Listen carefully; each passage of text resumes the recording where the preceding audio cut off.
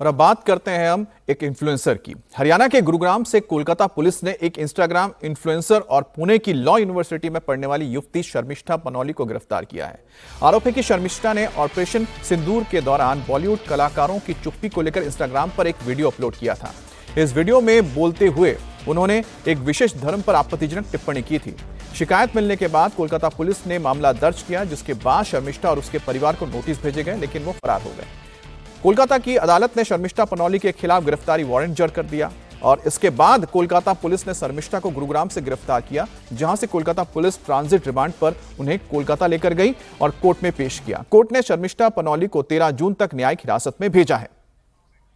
शर्मिष्ठा की गिरफ्तारी पर फिलहाल टीएमसी खामोश है। पार्टी कानून और संविधान का हवाला देकर कार्रवाई की बात कर रही है।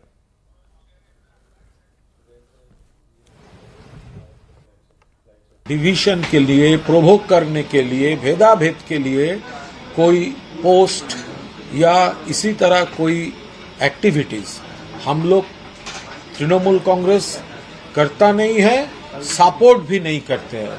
इसके ऊपर अगर कोई लीगल एक्शन का जरूरत है तो वो होगा।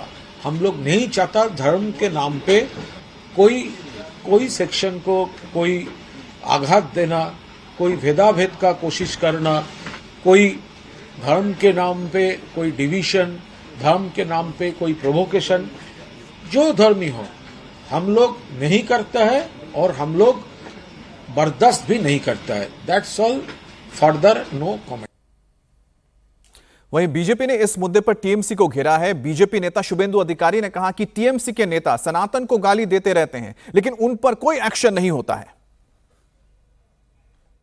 एफआईआर महुआ मित्र के खिलाफ था।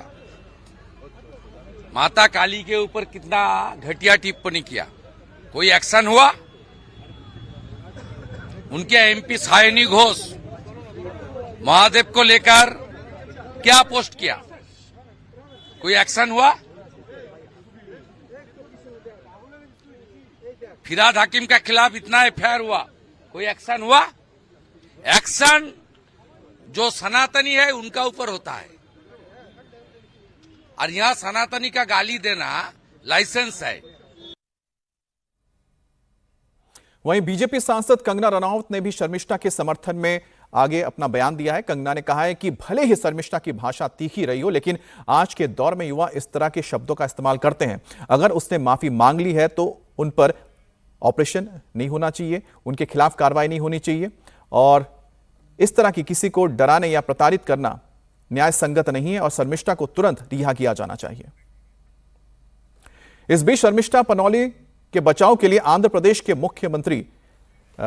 मुख्यमंत्री पवन कल्याण मैदान में उतरे हैं और उन्होंने शर्मिष्ठा के खिलाफ कार्रवाई की है। और उन्होंने कहा कि टीएमसी का निशाना साधते हुए कहा पवन कल्याण ने कि ऑपरेशन सिंदूर को लेकर लॉ की छात्रा शर्मिष्ठा ने अपनी बात रखी। कुछ लोगों ने उनके शब्द आपत्तिजनक लगे हैं, उन्होंने अपनी गलती स्वीकार कर ली है, वीडियो डिलीट करके माफी मांग ली है। पश्चिम बंगाल पुलिस ने शर्मिष्ठा के खिलाफ कार्रवाई करते हुए तुरंत कार्रवाई की। जब टीएमसी के चुने हुए नेता सांसद सनातन धर्म का मजाक उड़ाते हैं तो लाखों लोगों को बहुत दुख होता है, उसका क्या?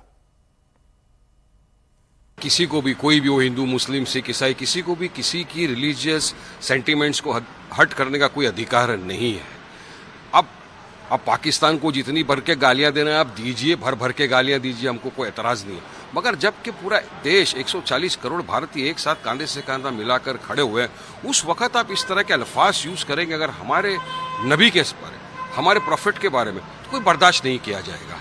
आप गुस्ताखी कर रहे हैं, इसके खिलाफ में काफी लोगों ने एहतजाज दर्ज करा है, लीगल एक्शन की मांग की कि भाई नफरत ना फैले, नफरत को रोकने के लिए इनके खिलाफ लीगल एक्शन लिया जाए। हमने भी कहा, सरकार से गुहार लगाई कि भाई इनको रोकिए, इनके खिलाफ लीगल एक्शन लीजिए। हमारे पार्टी प्रेसिडेंट ने भी कहा कि सरकार लीगल एक्शन ले, कि इस तरह की भाषा का, इस तरह का जो भाषा का प्रयोग किया जाएगा हमारे हुजूर की शान में, कोई बर्दाश्त नहीं करेगा।